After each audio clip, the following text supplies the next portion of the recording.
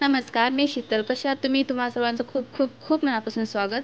आज मी बनवणार आहे श्रीकृष्णाला सर्वात जास्त प्रिय असलेला पदार्थ, तो म्हणजे पंजिरी. इथे मी 2 चम्मच तूप घेतलेला आहे. तूप छान गरम करून घ्यायचं आहे आपल्याला. आता यामध्ये मनुके आणि बारीक करून घेतलेले काजू बदाम टाकायचे आहेत. याला छान थोडंसं फ्राय करून घ्यायचं आहे. त्यानंतर आपण हे काढून घेऊया. हे छान फ्राय करून घेतले की पनीर खूप छान होते. त्यानंतर आपल्याला इथे दुसरे ड्रायफ्रूट्स टाकायचे. खारीक, खोबरं, सुंठ, काजू आणि खोबरं.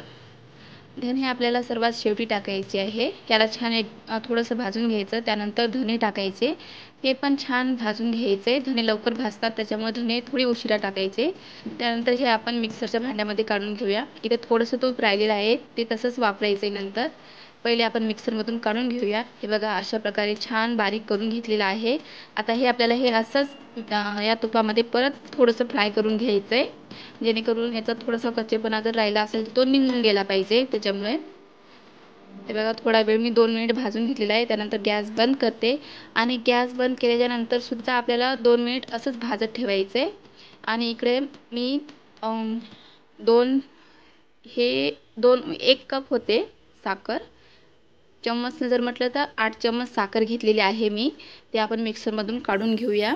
हे बघा, एकदम बारीक पेस्ट करून घेतलेली आहे. आणि हे थंड झाल्यानंतर आपल्याला त्यामध्ये साखरेची पेस्ट टाकायची आणि जे कट करून घेतलेले काजू बदाम आणि मनुके आहेत ते सुद्धा आपल्याला यामध्ये टाकायचे आहेत. आता याला व्यवस्थित आपल्याला मिक्स करून घ्यायचं आहे. साखर सगळीकडे मिसळली पाहिजे.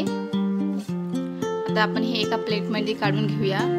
खरंच ही पंजिरी चवीला खूप छान लागते आणि श्रीकृष्णाची सर्वात प्रिय पदार्थ आहे हा. तुम्ही घरी या जन्माष्टमीला नक्की करून बघा.